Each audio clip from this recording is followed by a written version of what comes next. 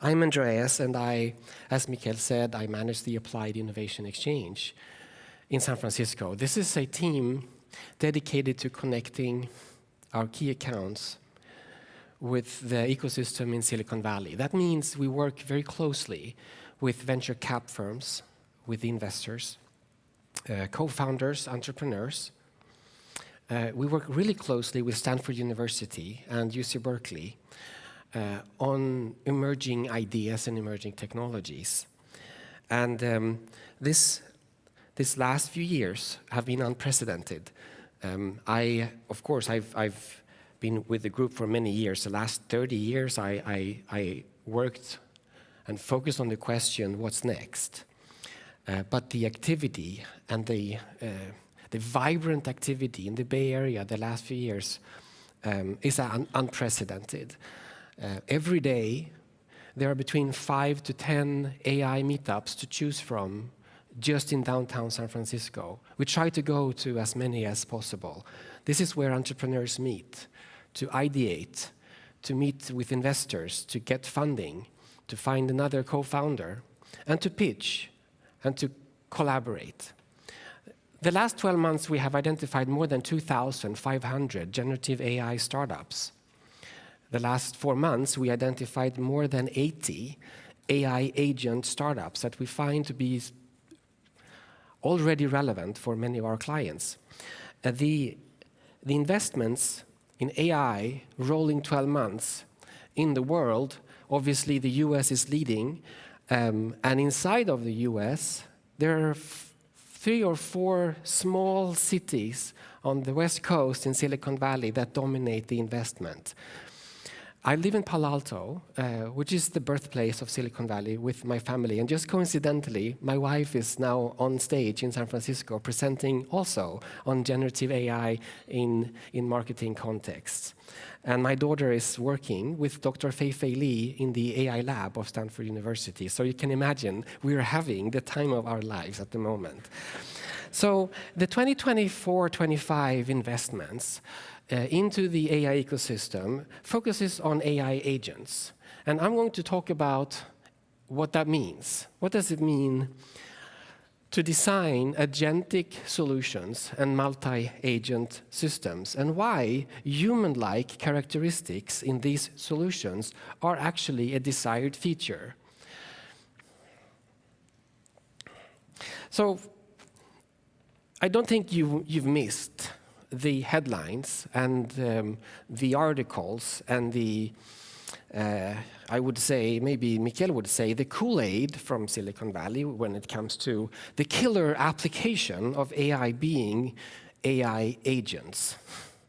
This is where you shape a persona with a job description, with knowledge, and with specific tasks and tools available for this persona to go off and actually learn, reason, plan, and execute tasks. And do that in a manner that solves for some of the main problems in the current use of ChatGPT. The research, the last year research on agentic solutions, AI agents and multi-agent systems. This is just the last 12 months. So across the academic space, obviously there is a ton of research going on.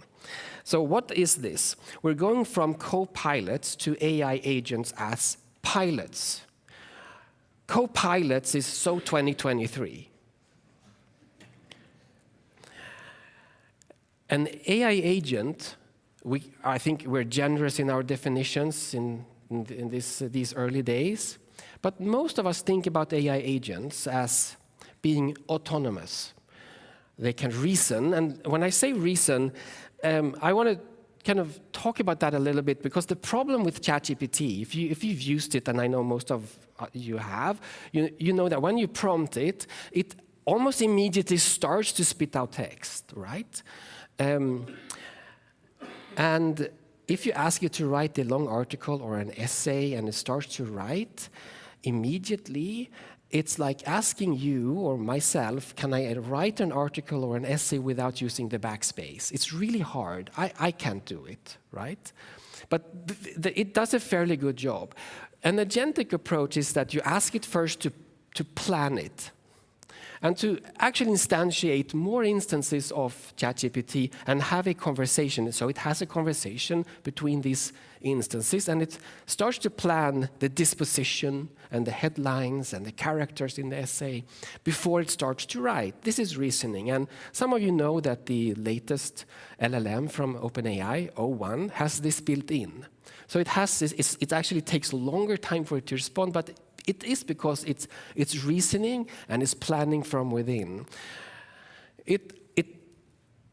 We found that when you zero-shot prompt the old LLM 3.5, you ask it to write code, it does a fairly good job. And you ask GPT-4 to write the same type of code, it does fairly better.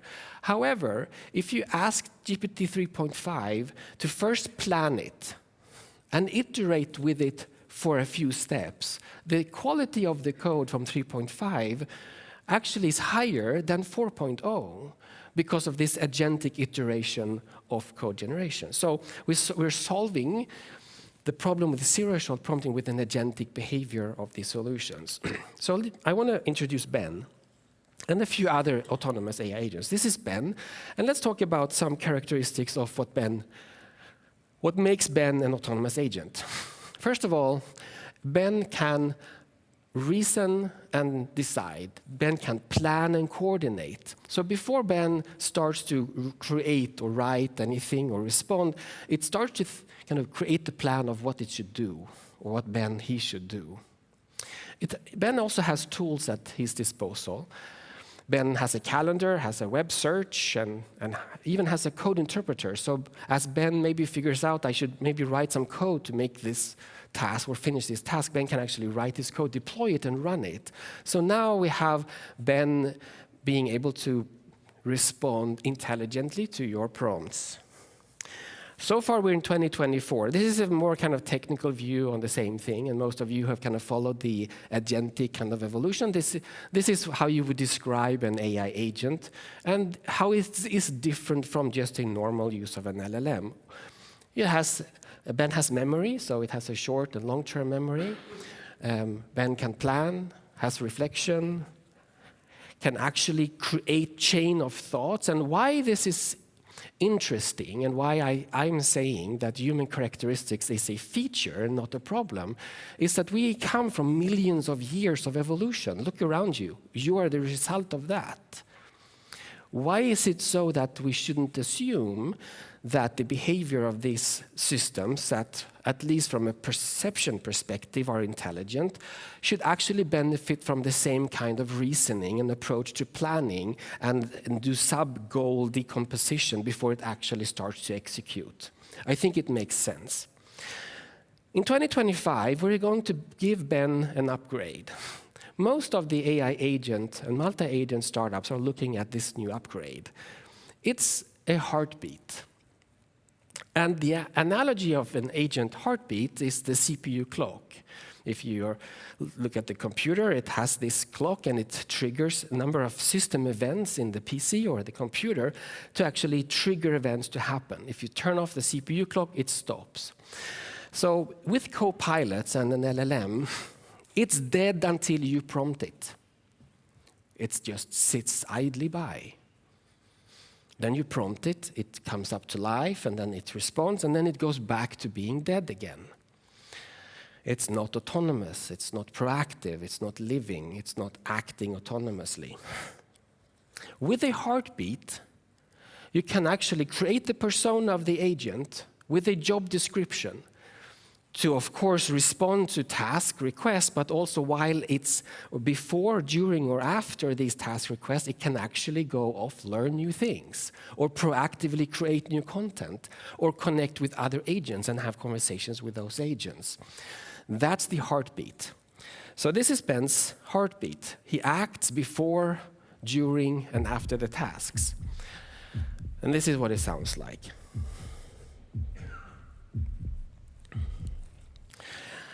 It's a feature that Ben, the autonomous AI sales rep, has a heartbeat or has human characteristics. This is Chris We're now building an organization with these autonomous agents. This is an autonomous customer service rep, and Lisa, we're going to hire Lisa as the autonomous procurement manager.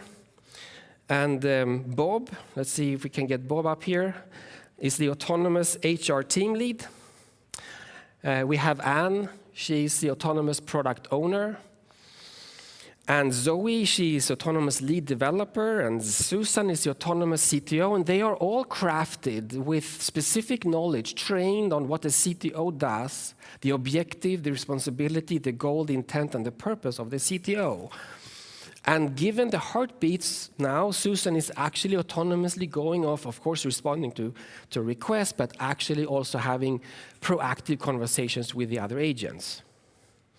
The autonomous CMO. So why are we talking about this? You saw a variant of this chart already from the stage. This is a slightly newer version. We're up to 2023. Select AI index technical performance benchmarks versus human performance. So across these technical benchmarks, why we're talking about at least perceived intelligence is that these algorithms and these large language models, especially from a multimodality perspective, seem to do pretty well when compared with humans' performance. I think that's significant to note. I will show you a short video of the multimodality aspect of agentic solutions. This is from Google DeepMind's lab. It's the Project Astra. It's not launched yet. They just demoed some of it. When we went there with some clients a few months ago, I saw an upgraded version. But this is a video that shows the interaction with a multimodal and aware, at least voice. It's shot in two sequences, one with the phone and one with real-time glasses.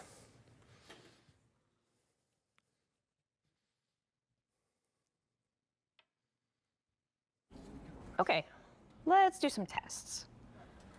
Tell me when you see something that makes sound. I see a speaker, which makes sound. What is that part of the speaker called?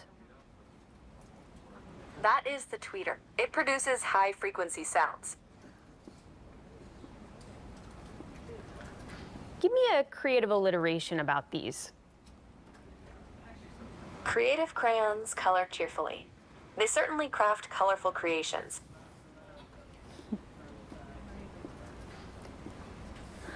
What does that part of the code do? This code defines encryption and decryption functions. It seems to use AES-CBC encryption to encode and decode data based on a key and an initialization vector, IV. That's right. What neighborhood do you think I'm in? This appears to be the King's Cross area of London. It is known for its railway station and transportation connections.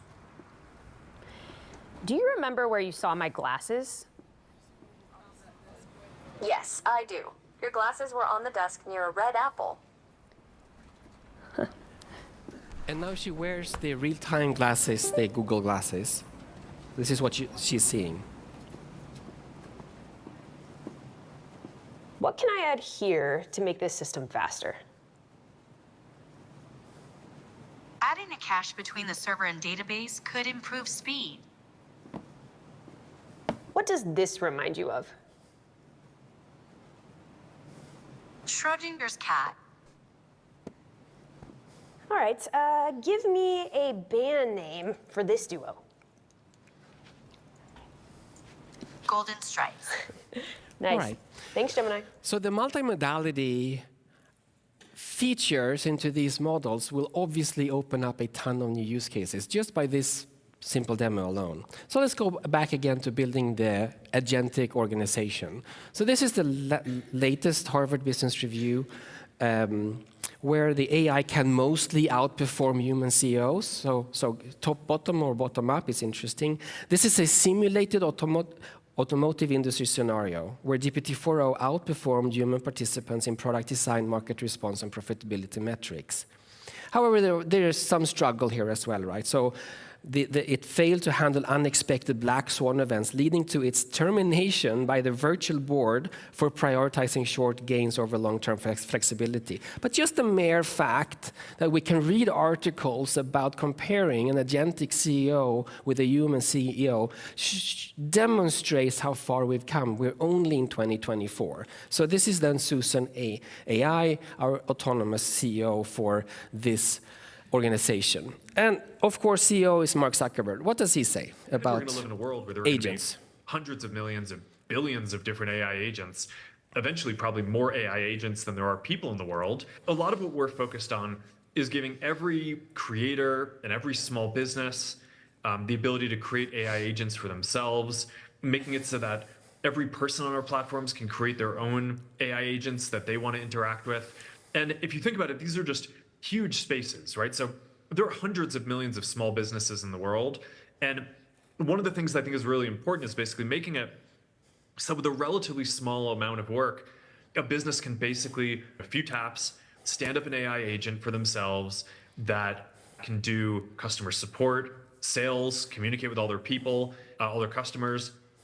I think that every business in the future, just like they have an email address and a website and a social media presence today, I think every business is going to have an AI agent that their customers can talk to in the future. So every business will have an AI agent. And I think this is also how we think about and can imagine system integration. We'll have systems, instead of implementing integration with API management and API first, we're going to have systems being represented by agents. The system agent is going to talk to other system agents. Your business agent is going to talk to your partner business agent. So there's going to be agentic collaboration that goes cross-organization. So let's talk about multi-agent systems and what that means. So far, we just kind of looked at one agent at a time. But in these multi-agent systems, we are standing up autonomous agents that are all distinctly unique in terms of their focus, their experience, what they are quote-unquote trained on, and their objective intent and purpose. They are subject matter experts on their specific fields. Just like Susan is great at leading the company and Zoe is great at developing. So they can collaborate towards a common objective. So they think, they act, they collaborate. In fact, they collaborate using natural language. They have conversations about what to do. That means we're actually exploring ways to organize these autonomous agents in the same way we're organizing human organizations. So on the left side, we'll have like the traditional human organization. On the right side, we can see an AI equivalent of the same, where these AI agents are organized and have the same rituals and ways of working as their human counterparts. So let's look at Devin. Devin is one of these, from one of these startups, Cognition Labs, and the founder will show you what Devin can do as a software engineer, being a pilot and not a co-pilot. Devin will plan, will code, will test, will fix. This is Devin. Hey, I'm Scott from Cognition AI, and today I'm really excited to introduce you to Devin, the first AI software engineer. Let me show you an example of Devin in action. I'm going to ask Devin to benchmark the performance of Llama on a couple different API providers. A very broad prompt. Very broad. From now on, Devin is in the driver's seat. First, Devin makes a step-by-step plan of how to tackle the problem. Devin plans. After that, it builds the whole project using all the same tools that a human software engineer would use. Devin codes. Devin has its own command line, its own code editor, and even its own browser. Devin browses the web. In this case, Devin decides to use the browser to pull up API documentation so that it can read up and learn how to plug into each of these APIs. Devin learns by reading on the web. Here, Devin runs into an unexpected error.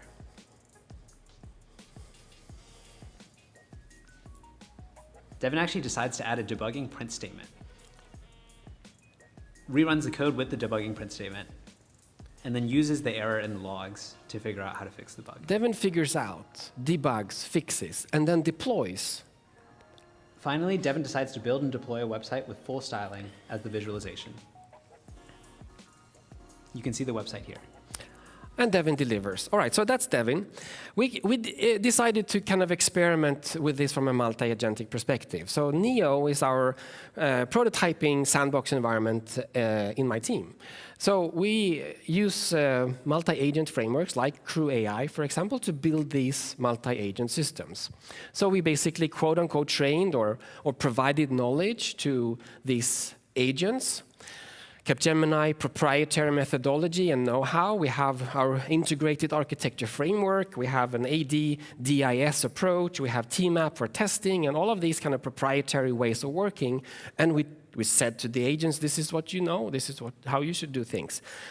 And then we ask the team, this is where the team meets. This is the agents. And now you will see as I click play, they're going to enter into the room and start to work with one another. And the chat window in the middle is where you can see how they are having this conversation with one another. And this is now Sohail, first the tech lead. He shares with the team, I will do this and do that. And then we have a backend developer will respond, and I'm going to do this, and there's a conversation about how to solve system integration and so on. So you can see how the code is now actively being generated here. You can see the team is collaborating, and at the end of this now fast-forward process, we will be able to view the code and launch the app.